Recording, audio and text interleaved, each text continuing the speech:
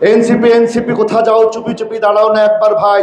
টাকা পাই যেইখানে, যাই মোরা সেইখানে, দাঁড়াবার সময় তো নাই।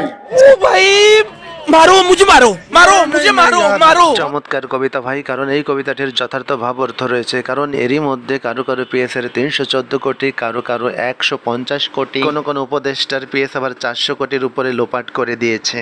Oh my God! এখানে আরেকটা কথা আছে।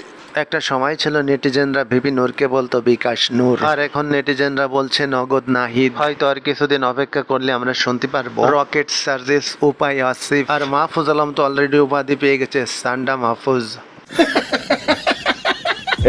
আজকে এনসিপি ছোট ছোট বাচ্চারা শত শত কোটি টাকার মালিক হয়েছে। বিএনপি কে ভয় দেখাও, পিপিলিকার পাখা উঠে মরিবার তরে। ফু দিলে পারে তোমাদের এনসিপি আর বাংলাদেশের বাকি দল কোথায় উড়ে যাবে বাতাসে। কথার বেলায় তো খুব টনটন, আর কামের বেলায় ঠনঠন। আগে বিএনপির একটা ওয়ার্ডের নেতা হওয়ার যোগ্যতা অর্জন করো, তারপরে স্বপ্ন দেখো। ধর্মিয়া আপনি বলেন কি, বর্তমান এনসিপির যে জনপ্রিয়তা, ওর সে একজন ওয়ার্ডের চৌকিদারের জনপ্রিয়তা শত শত গুণ বেশি। বিএনপির এই নেতা কিন্তু বর্তমানে ডক্টর মোহাম্মদ ইউনূসকে ভয় দেখিয়েছে।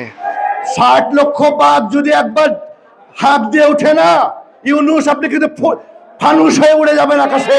এটা হাস্যকর, হাস্যকর, এই দেশের জনগণের জন্য হাস্যকর। জ্বালা জ্বালায়ের বাসিনে বাপু, বিএনপির ওই মাথা মোটা না দান হয়তো জানেই না বর্তমানে ডক্টর মোহাম্মদ ইউনূসের যে জনপ্রিয়তা তারেক রহমানের জনপ্রিয়তার চেয়ে কয়েক গুণ বেশি। না, একদম ঠিক কথা। কিন্তু এনসিপির বর্তমানে জলে কুমির ডাঙ্গায় বা বিএনপিকেও তারা শত্রু বানিয়ে ফেলেছে, অন্যদিকে জাতীয় পার্টিকেও শত্রু বানিয়ে ফেলেছে।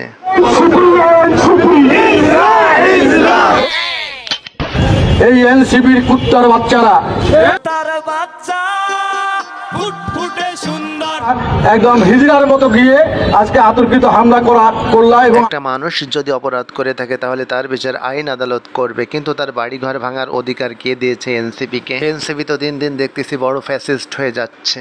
আজকে সেই এনসিপির কুলাঙ্গারেরা আজকে জাতীয় পার্টির বিপক্ষে তারা লাগছে। এনসিপি হয়তো স্বপ্ন দেখতেছে যে জাতীয় পার্টিকে আওয়ামী লীগের মতো নিষিদ্ধ করে বিএনপির সাথে আসন ভাগাভাগি করে দেশটাকে লুটে পুটে খাবে।